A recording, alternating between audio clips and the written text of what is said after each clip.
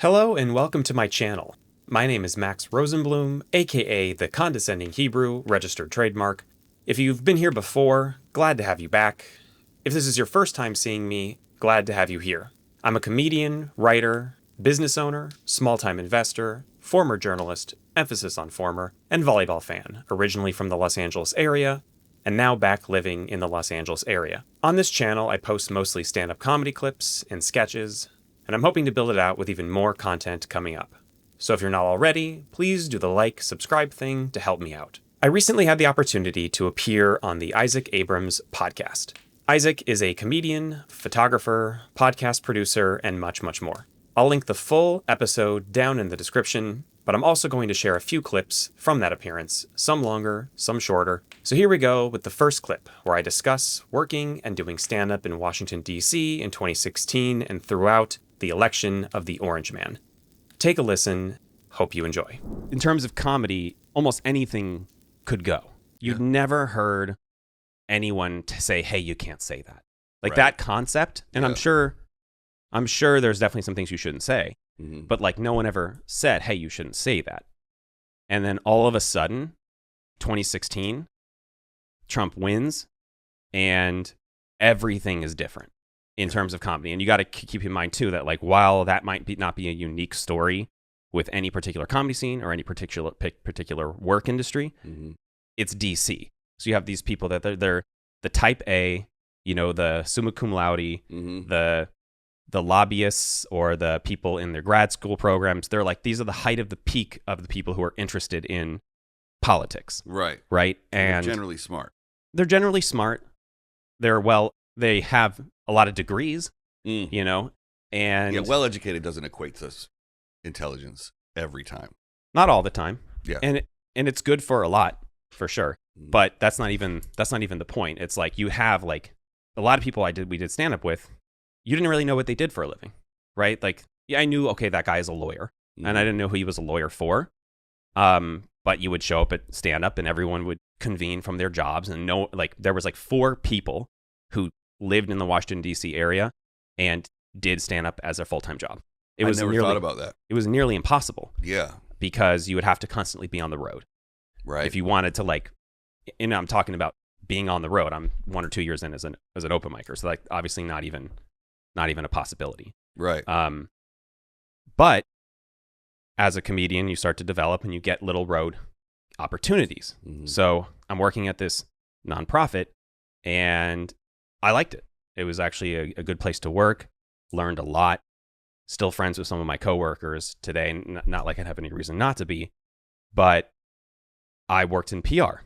And one of the, I really wanted to, show that I'm a go-getter and all of that. And so around July of 2016, I told my boss, my direct supervisor, who would have been the head of communications, I said, hey, I'm willing to take the first shot at writing I'm willing to take the shot at writing the first draft of our post-election statement. Right? Wow. Like, that's a big in step. response to the result of the election, organization XYZ had the following statement, right?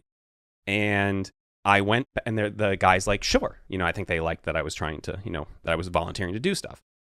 And so I go back and I look at the 2008 statement from the same organization. And I basically like pull that in, right?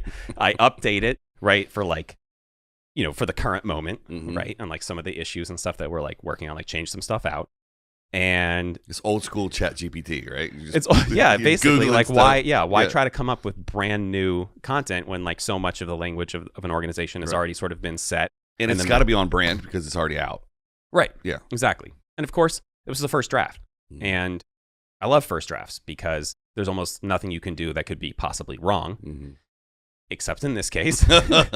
So I write the statement, or I pull the statement over, update it a little bit, and then I say like I change it to like in response to the election of, and then in brackets I write enter name here, right?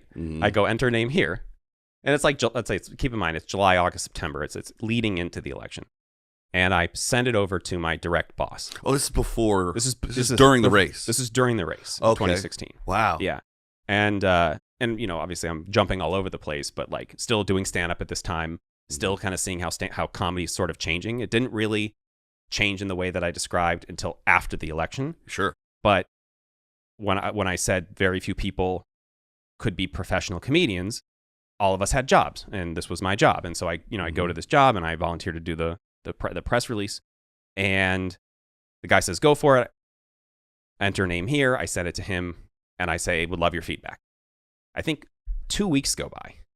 Let's just say it's a significant amount of time that's longer than you need to review a 300-word piece of writing, right?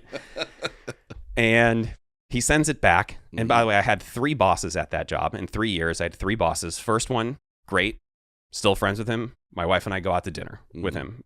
One of my mentors. Not 3 at once, but 3. 3 over those 3 years, okay. Almost in year blocks. And he was great. And then he left after he'd been there. Like, I caught him on the tail end. He'd been there for like 10 years. He left, moved to LA. A girl came in his place for like an interim while they searched for a more permanent person. She was there for a year. She was great. She went off to grad school. Then they bring in this guy, and he was terrible. And, that's the worst. Yeah, and I would have no problem saying this to his face, but it's not significant enough to even say this person's name. It's just a dude in DC. Just some dude. And he sends me back his feedback, and in the in the comments in the margins, the only thing that's changed, let's say there's like 3 things changed, like 2 grammatical errors and crossed off insert name here, President-elect Clinton, right? And it's like before the election, right? Yeah. And I mentioned the whole thing about, not being a full-time comic, but you did get out to do gigs. And so heading like in that summer from around June to October, I got to do gigs in Williamsburg, Virginia. Okay. Charlotte, North Carolina, and then the Outer Banks, North Carolina. Yeah, I'm from North Carolina. Oh, yeah. I remember hearing that. Yeah. So I go down to North Carolina. We go to Williamsburg. I go with my friend. I open up for my friend Matt Bergman. I would say Bregman, but he's the Bregman is the baseball player for the Astros. Matt Bergman. I would have never known that. And nice guy. I don't know where he is today, but I went out. Go open up for him, and he would drive, and we would drive all through Virginia and all through North Carolina, and you see these signs, and it's like not like DC, right? And so I'm thinking like, oh, this is not like a guarantee. This is not like a guarantee. But then you go back to work on Monday after your weekend gigs in Williamsburg and Charlotte, and everyone's walking around like there's absolutely nothing to think about. So he sends me the thing back. I go up to him and I say, hey, I saw your comments. I was just thinking maybe we should come up with like a second version in case it doesn't go this way. And he's like, fucking stupid. He like looks at me, kind of with like a stupid face, and he goes, huh. And then he goes right back to working, right? He thought I was a complete idiot. So anyway, the election comes. It's in my house watching the results, and he calls me on the phone. I pick up, and the first thing he says is, "Oh fuck." Oh no. So yeah, that's that story. And all you said was, "Huh." Yeah. I should have. I have a lot. Everyone has those moments of like what I wish I would have said. Right. And then one of the funniest tweets at the time, still Twitter, I saw at like the day after the election is, who the people who were the least surprised by this result? Road comics. Right. And I wasn't even one at the time. I had just happened to do October gigs. I remember I was in the hotel in Charlotte waiting for Trump to issue an apology for the grab him by the pussy. Yeah. I remember thinking like, I was tweeting constantly sitting in the hotel. But before that, I was thinking like, how do these comedians have so much time to tweet? Oh, it's because they're sitting in a hotel 99% of the day. Then they go do their hour and then they come back to the hotel. Right. So yeah. That was the day I was kind of going on like a tweet binge. And I was that I was sitting there waiting to see if he was going to like come live on air and basically say like whatever he was going to say as a response to that. And so like obviously like we had to do a whole complete thing at work, and it had to be completely shifted around and all of that. But that's another kind of huge portion of the DC experience for me is the complete shift in the tone and the feeling of being in Washington, D.C. Thank you for listening to that clip.